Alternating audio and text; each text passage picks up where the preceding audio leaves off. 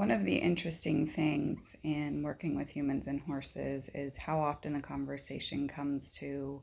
discussing what I do with horses and humans, and people will often go, "Ah, okay, that's very interesting, but that doesn't apply to what I do with my horse." And it's really interesting from my perspective, after 30 years of doing this professionally,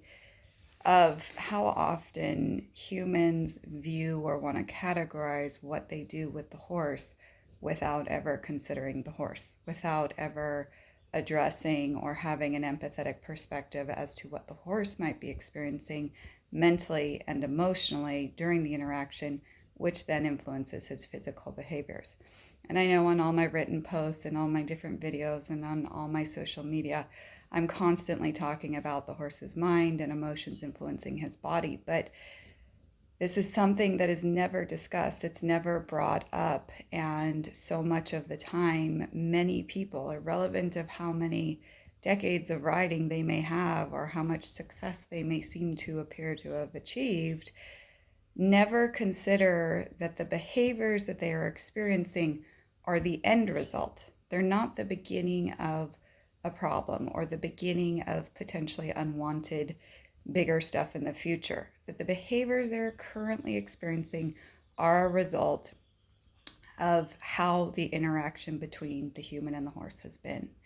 And it's so much easier to stop and address all of the subtle ways where the horse is communicating perhaps mental anticipation, perhaps avoidance, perhaps fear, defensiveness, all these different things where the horse is constantly communicating this in his behavior when it's at a reasonable level, not only logistically in the coordination of how the human interacts and can help the horse, but that the time that it takes to help address the horse when he's at the beginning stages of potential concern, we can, if you will, talk him down and help him think through and work through things in a much easier manner than when the horse has been proven to time and time again, and that every interaction with the human has reinforced that if the horse is experiencing fear, concern, defensiveness, or otherwise,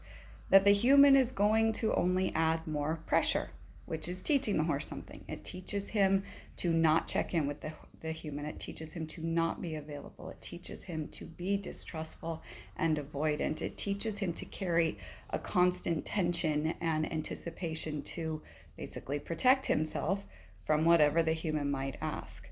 And it's very hard for me when people, whether they just want to hack out and enjoy the ride or whether they're in the competition arena, to be so removed from the ability to pause and recognize that irrelevant of the human agenda, you cannot only consider what it is that you want. We must acknowledge the horse's communication. Because if we don't, it's not a matter of if, it's a matter of when all of the things that are being ignored come to a head and erupt. And if we wait until that point, which when I was taught in the beginning years of my riding by the professionals, by the Olympians, by the accomplished folk, if we wait until the eruption and all we're doing is trying to physically contain and make the horse comply in his behavior without ever helping him mentally work through having a different emotional and then physical experience, we're just containing the problem that often evolves and morphs into other unwanted behavior. And I don't understand why the concept of slowing down and addressing the subtle reasonableness when he starts to show at the beginning of his concern is such a emotionally triggering experience for humans. But I've already ridden, we've already done this 10 times, we've already done this for 6 months, I don't want to work on it. Well, if you've done it for 6 months and you're not seeing a change in your horse, perhaps you need to look at what you're doing, how your communication is affecting that horse. If what you're doing is actually teaching the horse to become more defensive rather than confident and willing in whatever you're asking.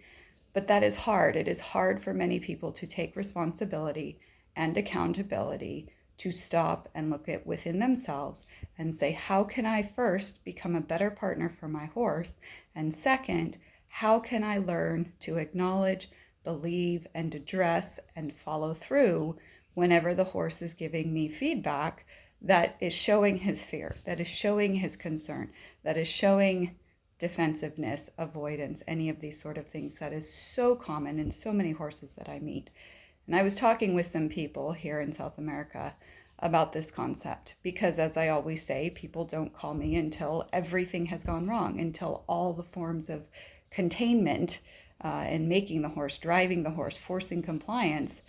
quit working after whatever amount of time. And then after the human has been put into the hospital, usually multiple times, or after the big, scary, traumatic accident for the human, not considering what the horse has been experiencing this whole time, but after the human has finally experienced something fearful, suddenly there is a realization that maybe the way they're doing things isn't working. And I wish, for the sake of people, because I really want people to be successful and feeling confident and experiencing the euphoria of having an equine partner that's willing, that's mentally available, that's directable, that offers to participate, and for the horse's sake, not for them to see the human and constantly be triggered into a state of defensiveness. Could we just slow down and search for how and experiment with what we do in order to create quality with the horse rather than this tolerance, because we're so fixated on what I want to do and I only have so much time and it has to comply within the rigidity of standards that often are completely unreasonable and inappropriate, both for what the human skill set, ability, availability, timing, feeling, energy, and so forth is, and also for the abilities of the horse. Something to consider. I'd love to hear your thoughts.